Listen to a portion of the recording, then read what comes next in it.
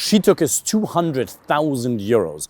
Today we're going to talk about why you have to create options for yourself to choose the right girlfriend and life partner from. We're going to talk about what happens when you don't take dating serious. Now, dating is only a means to an end. For some people, for some pickup artists, having intimacy with as many women as possible seems like the ultimate goal. Obviously, that isn't the case for you or I. But it is still important to create options to choose the right person from. Why that is, we'll talk about today. A friend of mine, extremely intelligent man, good-looking guy, really good-looking guy, tall, jacked, super intelligent, the whole package. Worked for a big tech company. He is not the guy where you think that, oh, he struggles with women. And he did have options, which was interesting. Yet, he never created a sufficient amount of options for himself. And he also didn't study the dynamics. And he didn't screen for compatibility by communicating his personality in a raw and authentic fashion. This guy is somebody who's very confident in his job, confident in general as well. But when it came to women, his communication would change ever so slightly. Have you ever seen that? Where a man might be very confident around his boys or in business, and then he talks to the wife and he's a little bit like, his tone of voice changes a little bit, he becomes a little bit more agreeable, his personality isn't as oomph, you know what I'm saying? I'm sure you've seen that, I've seen that as well. And that, in addition to him not, well, he actually had some options in fairness, not choosing the right ones, not disqualifying properly, led to him moving all around the world for a woman that he was dating. He was about to get married. Thank God he didn't. Yet they were engaged and she kept 200K worth of his assets, some of that in cash, some of it being invested into a house, a watch collection, etc., etc. He lost a shit ton of money. But more important than the 200K was the time that he wasted and the emotional suffering that he endured. He moved from Europe to fucking Australia, be careful that you don't fall, because of one lady. First piece of advice, first lesson, never ever move anywhere just for a woman. Never move to a different country because of a woman. That's the first lesson. Second lesson is you have to create options for yourself. Third lesson is you have to disqualify the wrong ones pretty quickly. The most important lesson probably in addition to that, which ties into what I was saying in the beginning, taking dating seriously, is that you have to communicate your personality shamelessly. You shouldn't communicate too differently with your male friends in business and with women. Yes, obviously, on the other hand, you have to communicate very differently with women if you want to create attraction and connection and a degree of fun and lightheartedness, for sure, absolutely. That's why we have a fucking coaching program. That's why we help clients with this particular thing in their lives, because it is a separate skill set, because communication has to be tailored to the context. But the extent to which you set boundaries, the extent to which you're disagreeable, the extent to which masculinity manifests itself in your communication has to be the same. If you're more masculine in your job or your career or your business than you are with your lady, it hasn't worked too well. Now, maybe you run your own business. Maybe you're a doctor. Maybe you're a dentist.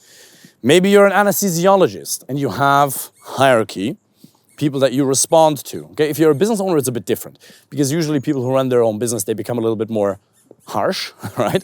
A little bit more balls on the table, and that's great. But if that's you, if you're a business owner, then I would encourage you to transfer the same pattern into your dating life. Now, you're probably missing the skill set of building attraction, that's separate.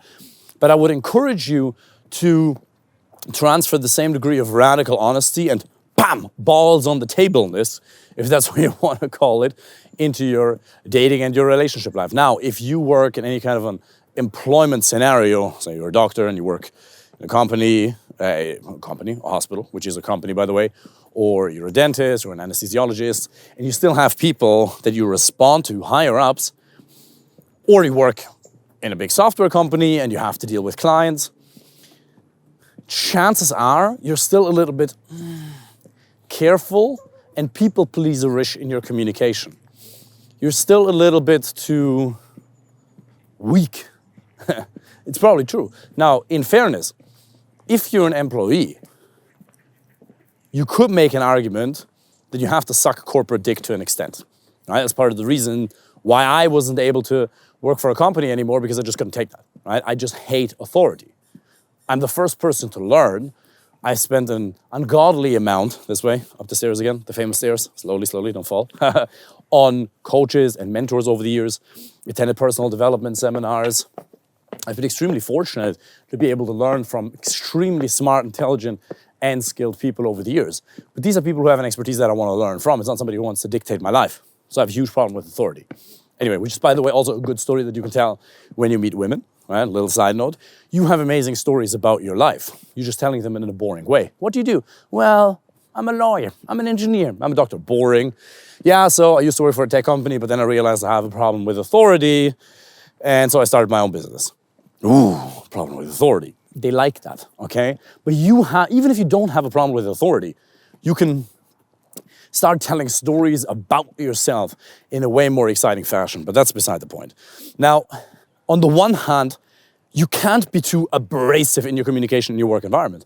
But I would argue, because I've seen it even in tech sales, some of the best salespeople in enterprise sales, used to work for a company called Salesforce, the best ones, they weren't the ones who are people pleaser-ish, who tell the clients whatever they wanted to hear. No, they actually had strong frames. They were super kind, they understood push-pull, they were extremely intelligent in their communication, they were smooth operators. But they also weren't afraid to disagree and tell the client when he was fucking up. I was like, hey, we agreed on this timeline. What's happening? That's not fair. Because that actually makes people respect you.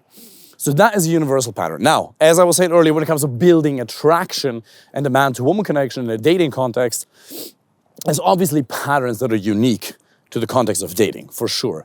But I would encourage you to transfer, if you're a business owner, the same habit of radical honesty over, or if it's a new habit for you, which for a fair percentage of my clients it is, to start communicating what you actually believe.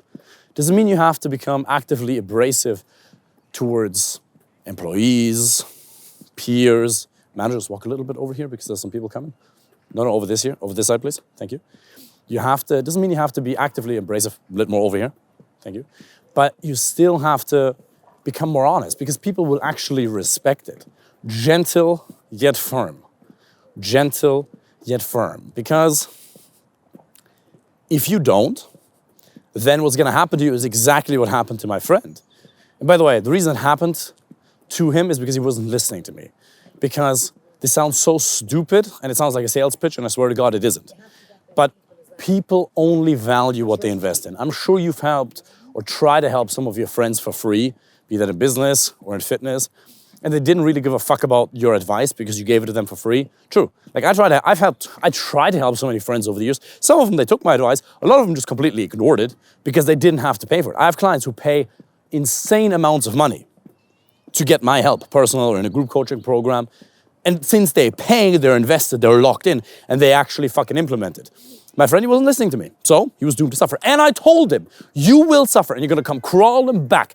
And when you come crawling back, I will be there, I'll welcome you with open arms, and I'll take care of you. No problem. When the student is ready, the teacher will appear. And who am I to say that he wasn't supposed to learn that lesson? Me and my ex-wife, I had to learn that lesson. You probably wouldn't have been able to talk me out, or my friends wouldn't have been able to talk me out of being with her, even though physically she wasn't even that attractive. Personality-wise, we were somewhere line. She was extremely intelligent, and she's a good person at heart, just a bit difficult.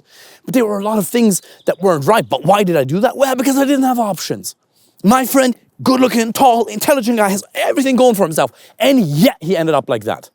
Because you can be killing it in a lot of areas, but if you don't dedicate yourself to really studying it for 3 months, 6 months, 2 months, a year, and then choose the right girlfriend and life partner, you're gonna end up a cuck.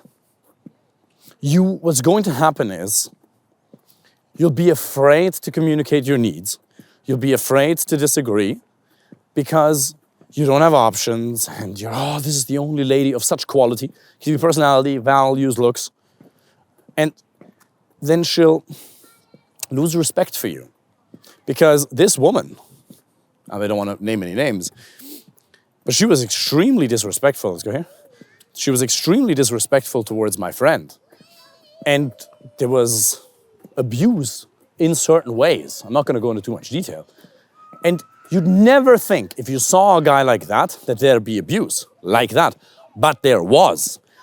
And that's what's going to happen to you, because if you don't communicate your needs, what's truly going to manifest itself is a life of quiet desperation. Henry David Thoreau says, most men live lives of quiet desperation. And you will end up living a life of quiet desperation because you've never trained to say what's on your mind. You've held back.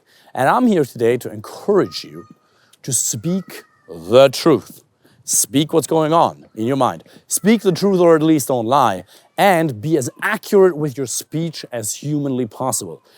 The more you can just say what's on your mind and risk offending the wrong people, the more the right people will truly appreciate you, and the more you're going to lose the wrong people. You have to be willing to let go of the wrong people. If I were to meet my ex-wife now, a conversation would go no longer than 3 to 5 minutes because she'd get offended by my very existence. She'd look at me and say, oh, this guy really isn't for me. She'd start talking about feminism, and I'm like, no, thank you so much, that's not for me. We'll move on here. I believe in equal rights for women, of course, but that ideology is really not something that I encourage.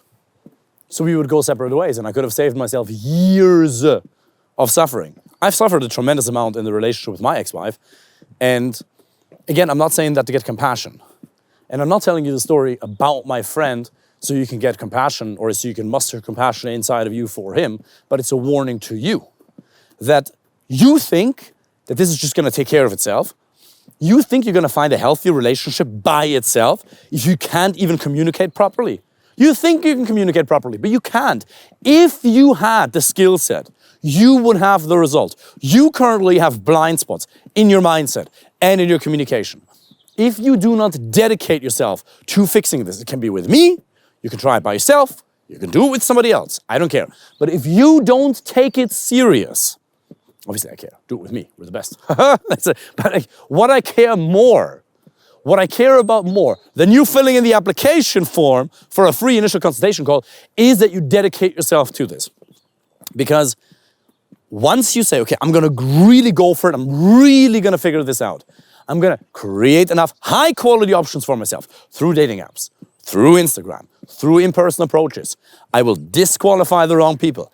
I'll build attraction. I'll become radically honest. I'll study the dynamics of attraction. Then you'll be able to increase the probability to a maximum that the relationship will succeed. And remember, this is not about you becoming a tyrant in the relationship either. You want to have a relationship on eye level, but the clients who come to me, they're already really kind and nice guys. They over-invest. Chances are you over-invest. You have a habit of being a little bit too nice, of investing a little bit too much, too soon, of agreeing a little bit too much, and changing your communication and being fake. And remember, women want you to be kind. They want you to be generous. But above all, they want you to be real and raw. There's too many men out there who are weak, who are faking things. And women are sick of it. They will never respect you.